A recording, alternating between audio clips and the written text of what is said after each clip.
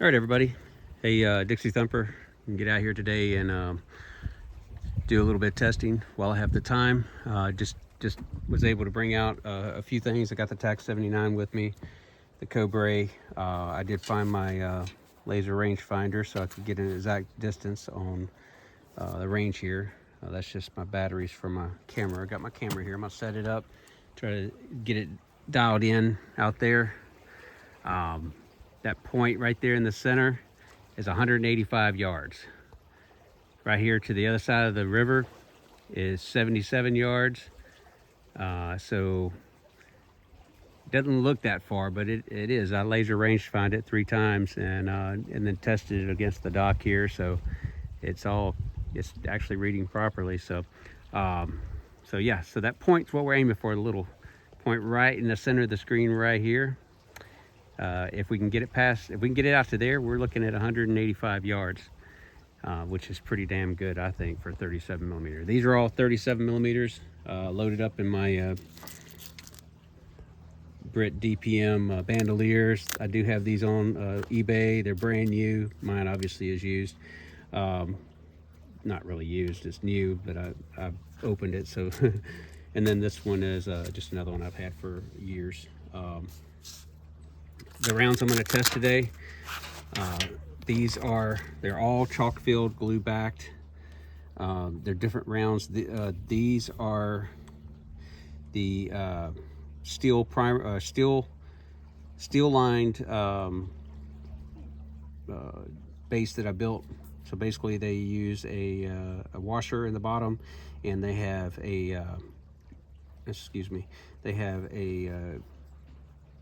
it's a half inch MPT pipe nipple in there with a cap on it and a base that's printed out specially for it. So it's all steel contained. The charges in there are actually all pyrodex 777 pellets, 50 grains. This one in particular is a white hot 50 grain, and it same shell, same base. It's base with the nipple and the washer, so it's all steel. Same thing here. Another one with a 50 grain pyrodex pellet or 777 pellet. So we'll set that right. We're gonna just kind of set them right here. So yeah, the gold one is the one with the white hot. Really interested to see how that one does. Another one, same thing, pyrodex pellet, 50 grains. Again, all these are chalk filled, glue backed with metal 26 millimeter backers on the back of them. This one, these are my DT Defense Technologies training inserts. I made a base for them. They have a I think it's not an 1/8 inch hole, and it's not a 1/4 inch hole. It's probably more like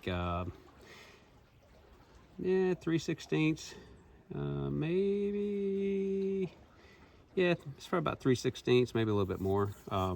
It's not quite a 1/4 though, so we'll try and see that with it. These are the blanks I'm using on these 38 blanks are actually 380 rimmed. They are the ones sold by, I think it's Curry Ammo. They're Fiocchi 380 rimmed. So we'll try those. So that's one of those.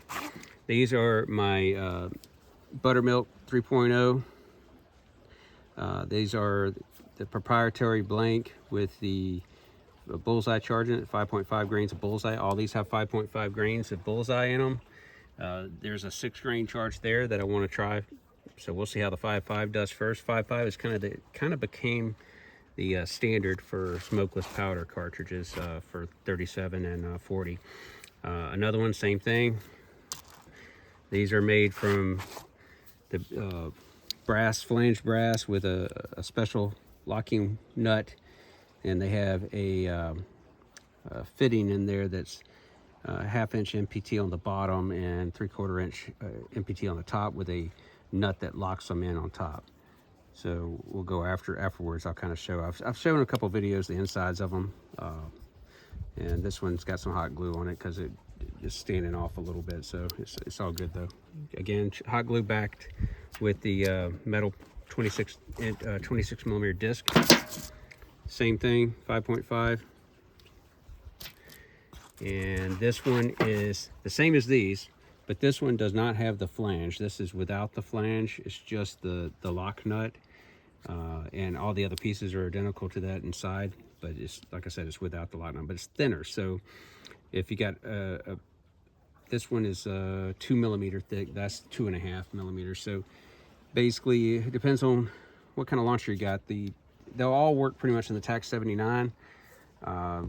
It's just one of the benefits of the design. The TAC 79 has a little spring-loaded piece here, if you can see that, and that allows for the shell, if the rim is sized properly at 43, it will catch that, and when you close it, it will keep it flush, hold it back against the breech face. I do have some issues with this particular model having light firing pin strikes. I think it just needs a new firing pin. I did adjust it, and I think we may be okay. Also, I have Remington STS primers now. They are the better primers to work with. So for 209 primers, you want Remington STS. They are not super hard. Winchester primers is what I had. They're super hard. You have to hit them 2 or 3 times to get them to go off. The CCIs are better, but they're still not perfect. Okay, down here we got more of the DT Defense Technologies training insert rounds that I made. And they're straight 380 rem blanks, smokeless powder from Fiocchi, printed base, and 1.5" 17 gauge brass plumbing pipe. That's what it is. You don't want to use the chrome lined stuff. If you get that to build your own shells, you want the raw brass. Okay, chrome lined, you're gonna have to get all that chrome off for the epoxy to stick. Otherwise, it won't stick. So same thing here. This is also another 38. This is with the Test Right aluminum casing, 1.5".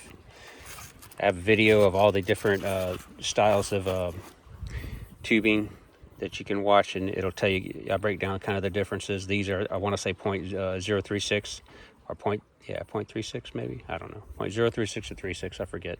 I mainly do everything in metric. It's just easier for my mind. I'm getting older.